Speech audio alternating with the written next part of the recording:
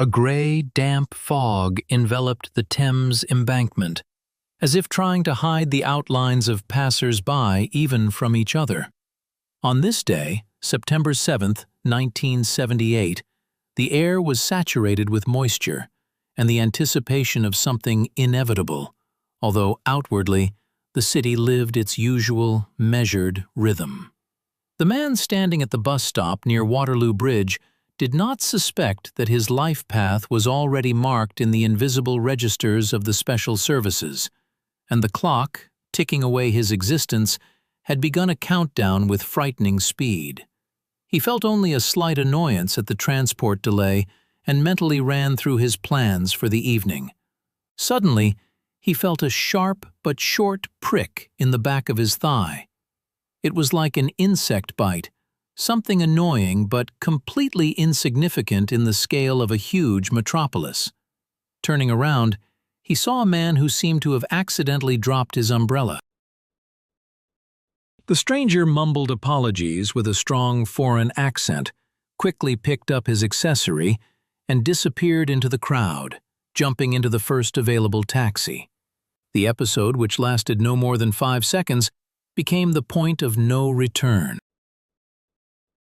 At that moment, not just poison, but a masterpiece of engineering and biological thought, a microscopic capsule containing a verdict that could not be appealed, penetrated the target's body.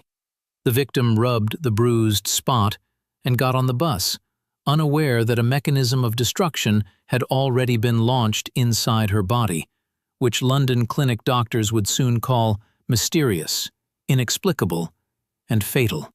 This event was not an accident or an act of street hooliganism. It was the culmination of decades of secret war, fought not on battlefields with tanks and missiles, but in sterile laboratories, where people in white coats turned the very nature of life into a tool of political influence. The Cold War spawned many monsters, but the quietest, and therefore most terrifying, was the alliance of biology and espionage.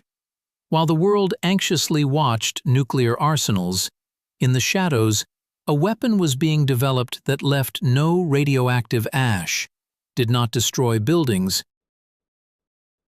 and did not require pressing red buttons. This was a weapon that exploited the vulnerability of human flesh, turning the victim's own body into her executioner. The concept of silent liquidation required that a person's demise appear absolutely natural, whether it be a heart attack, sudden pneumonia, or a rare allergic reaction. The ideal operation of the special services of that time was one that would not be written about in newspapers as murder, but would be mentioned in obituaries as a sad but natural death. To understand how the creation of the frozen virus and microscopic biological bullets became possible, one must immerse oneself in the atmosphere of total paranoia of the mid-20th century. The confrontation between the two superpowers required tools to eliminate key figures, defectors, double agents, ideological opponents, without loud international scandals. Firearms were too crude, explosives too unpredictable and noisy. Something was needed that would act with surgical precision and disappear without a trace. It was this demand that gave rise to closed research institutes, whose existence was known only to a select few at the very top of the state pyramid. In these institutions, the best minds in virology and toxicology worked on tasks that the ethics of traditional medicine would consider monstrous. Their goal was not to save lives, but to find the ideal way to end them. At the heart of the outer layer of this conflict lay a race for stealth infiltration technologies. Simply having a strong poison was not enough. Cyanide, known since past wars, left 2 obvious traces and had a characteristic smell that any pathologist would instantly recognize. An agent was needed that would act with a delayed effect, giving the perpetrator time to leave the country and the victim time to forget about a strange incident on the street. Thus, the idea of using biological agents modified to mimic natural pathological processes was born. But the main problem remained delivery. How to introduce a substance into the body unnoticed? Engineers found the answer, creating unique mechanisms. The umbrella, which became a symbol of that era, was just the tip of the iceberg. There were pens, cigarette cases, and even rolled-up newspapers that concealed pneumatic mechanisms capable of firing microscopic pellets. However, the technical side of the issue was merely a shell. Deeper lay the internal conflict of the perpetrators and developers themselves. People who dedicated their lives to science found themselves in a situation where their knowledge was used to create perfect evil. Chemists synthesized substances, a single molecule of which could stop the heart of an adult man. Operatives who received orders for elimination were not soldiers in the usual sense. They did not see the enemy in their sights, did not feel the recoil of a machine gun. Their task was reduced to a fleeting touch, a slight push in a crowd. This gave rise to a special type of psychological deformation. The liquidator became not a warrior, but a courier delivering a package, the contents of which destroyed the addressee from within. For many of them, the victim ceased to be a person, turning into an object, a set of physiological parameters that needed to be nullified. This dehumanization was necessary to maintain sanity, because seeing a living person with a family and history in the target meant jeopardizing the completion of the mission. At the deepest ideological level, this story touches upon issues that remain relevant today. It is about the state's right to dispose of a person's biological essence. When political expediency is placed above the sanctity of life, medicine transforms from the art of healing into an instrument of control and punishment. The use of pathogenic organisms or toxins of biological origin blurred the line between war and peace. If an atomic bomb is a sword hanging over cities, then biological weapons of individual action are an invisible poison dripping into water. This is a philosophical conflict between nature, which created complex defense mechanisms for the body, and human intellect, which found ways to hack these mechanisms. The paradox was that, to create an ideal weapon, scientists had to thoroughly study life itself, understand its most subtle settings, and then destroy this harmony with a single, targeted impact. In that particular case on Waterloo Bridge, the weapon was a tiny sphere, made of a platinum-iridium alloy, less than 2 millimeters in diameter. Microscopic holes were drilled in it, filled with a substance later identified as ricin, a plant-derived protein toxin. But there were also more sophisticated projects involving ice bullets. The idea was to freeze a solution containing a viral agent or toxin to a solid state and shoot it at the victim. Upon entering the warm human body, the ice needle would melt in fractions of a second, leaving the active substance in the bloodstream, but leaving no physical carrier, no capsule, no metal that could be found by a surgeon or X-ray. Only a tiny entry wound, closing faster than the person could comprehend what had happened. This was the concept of an absolute crime, where the weapon disappeared at the moment of use, becoming part of the victim itself.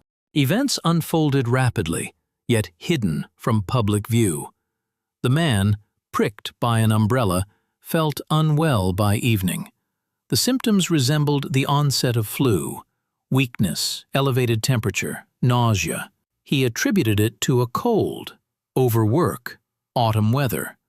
But inside his cells, an irreversible reaction was already underway. The toxin blocked the cell's ability to produce vital proteins.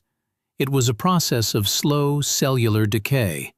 Organs began to fail one by one, but quietly, without external damage.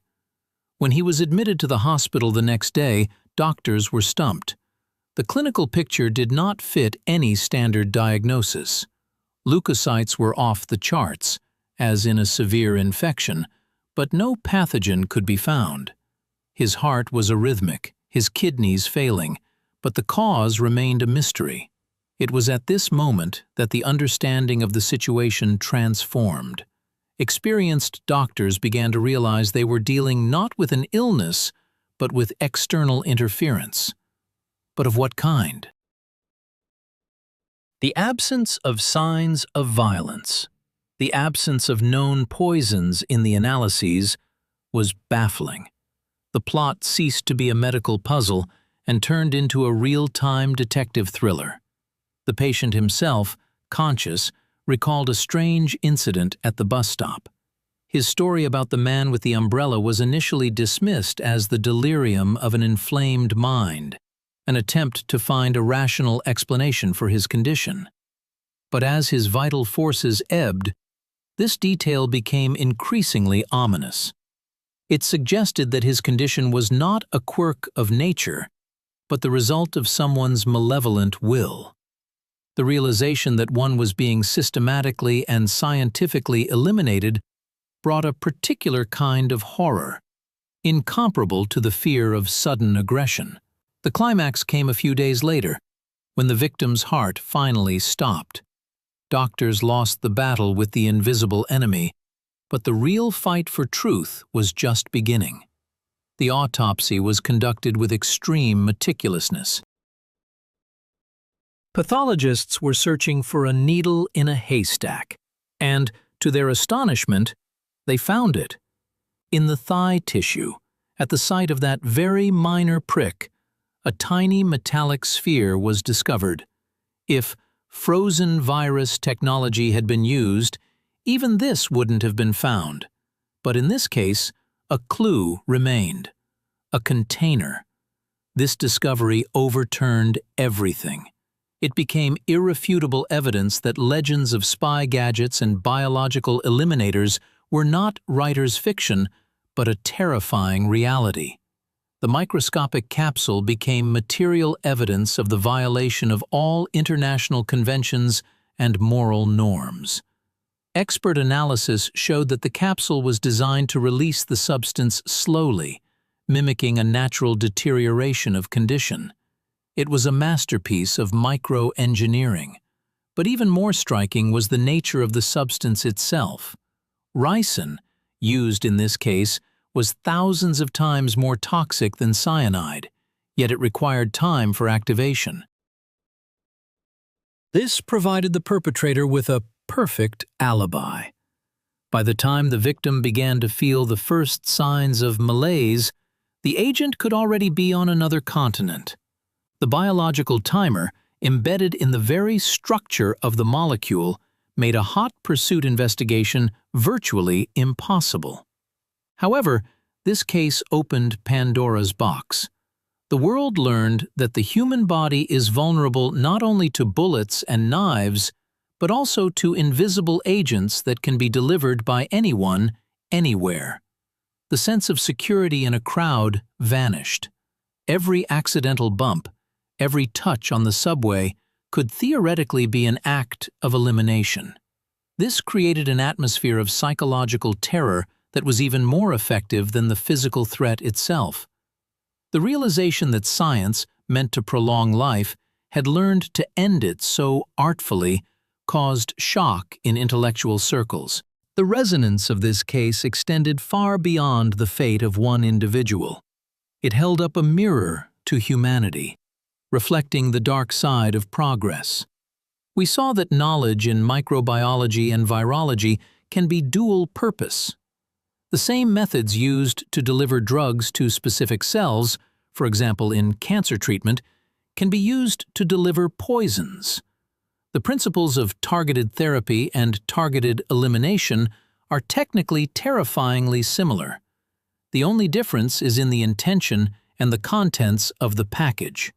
Today, as biotechnology has advanced significantly, this lesson becomes even more relevant. The capabilities of genetic engineering, allow for the creation of pathogens tuned to specific genetic markers, making biological weapons even more selective and even more undetectable.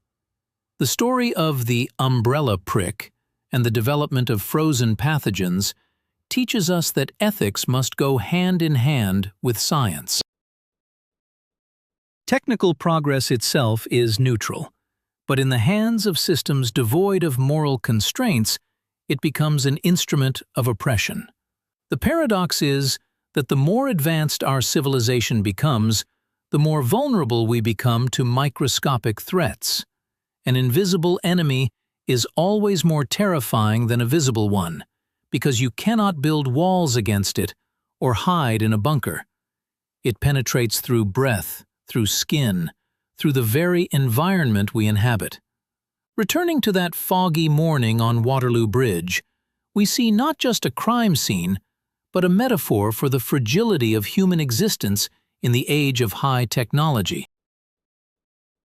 That random passerby became a symbol of the individual's powerlessness before the might of a state machine armed with advanced science.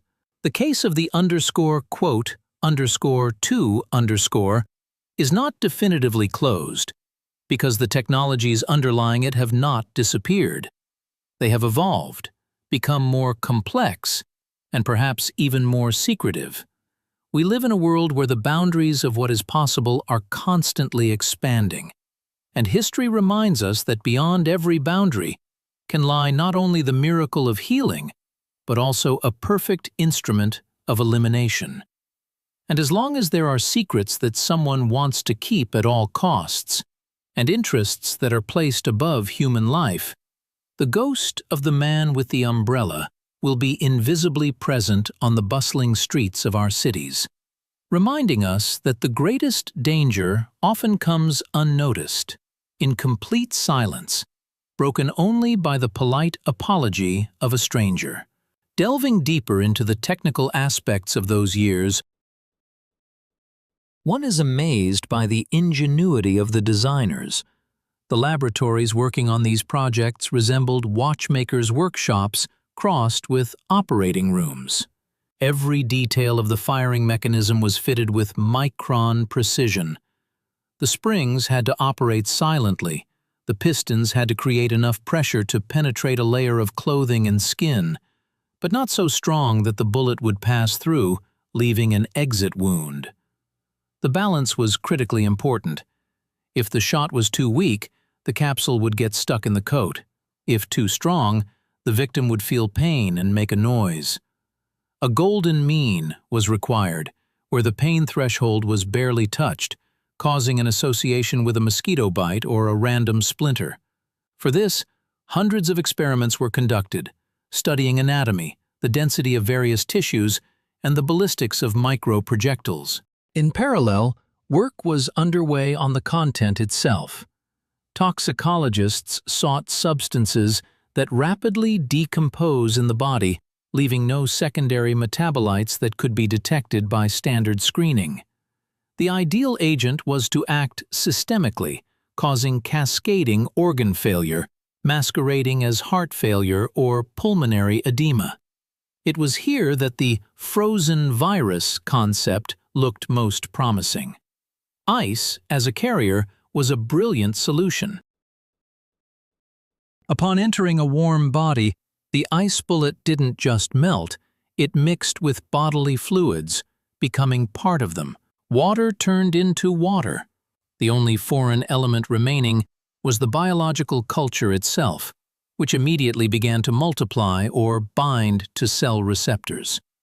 This precluded the possibility of detecting the bullet as such. There was no metal, no plastic, nothing that could be put in a test tube as evidence. However, this technology also had its limitations, creating incredible logistical difficulties for operational services.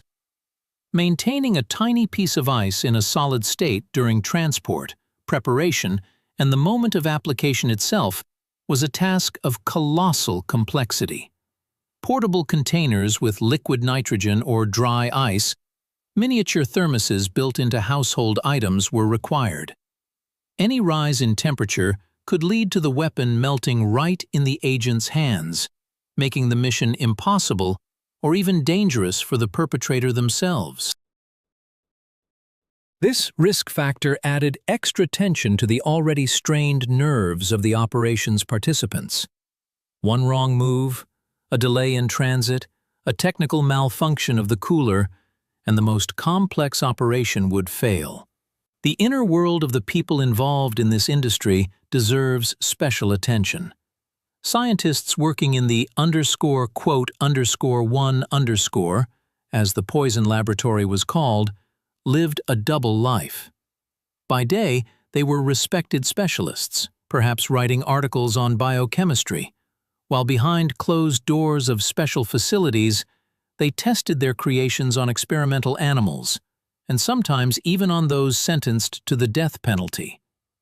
This schizophrenic duality of consciousness was a necessary condition for survival in the system.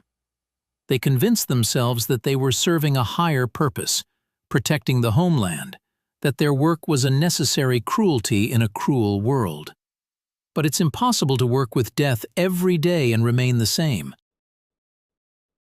Archives preserve fragmented information about moral crises, alcoholism, and nervous breakdowns among the personnel of such laboratories. Conscience, driven into the furthest corner of the mind, still found ways to make itself known. For the victims, caught in the crosshairs of this invisible sight, the horror lay in the unknown. Imagine the state of a person fading with every hour, feeling life draining from them, but no one, neither the best doctors nor loved ones, can explain why. This solitude in the face of an inevitable end, exacerbated by a complete lack of understanding of the causes. The feeling that your body has betrayed you, though in reality it became a battlefield, lost even before the battle began. In the case of the Bulgarian dissident, who became the prototype of our story, he managed to convey his suspicions, and this became the key. But how many were there who left silently, with a diagnosis of myocardial infarction or acute heart failure, taking the secret of their elimination to the grave? Intelligence historians believe that known cases are just the tip of the iceberg. The ideological confrontation of systems in the context of biological terror took on a particularly cynical hue. The West and the East accused each other of developing prohibited types of weapons, yet both sides actively conducted research in this direction. This was a mirror reflection of fears and ambitions. If the enemy could do it, we had to be able to do it better, or at least be able to defend ourselves. But there was practically no defense against this kind of attack. The only defense was secrecy and counterintelligence, an attempt to intercept an agent before he opened his umbrella or pulled the trigger of a gas pistol. A turning point in the perception of such operations was the understanding that biological weapons could not be fully controlled. A virus released, even with the aim of eliminating one person, is theoretically capable of mutating and spreading to others. The idea of a surgical strike in biology always carries the risk of a global catastrophe. What if the modified pathogen turns out to be too contagious? What if it spreads beyond the victim's body through coughing or contact? Then, a secret operation to eliminate a dissident could turn into an epidemic, claiming thousands of lives of random citizens. This fear forced even the most cynical minds to ponder the boundaries of what was permissible. The risk was too great. Perhaps that is why the use of infectious agents, as opposed to toxins like ricin, which are not transmitted from person to person, remained an extremely rare and cautious phenomenon. The fear of one's own creation restrained the hand poised to strike. Analyzing those events from today's perspective, we see how closely science, politics, and espionage intertwined. The lesson we must learn is the need for transparency and control over biotechnologies. In today's world, where a virus genome can be synthesized in a well-equipped university laboratory, the threat of a biological killer ceases to be the monopoly of superpowers.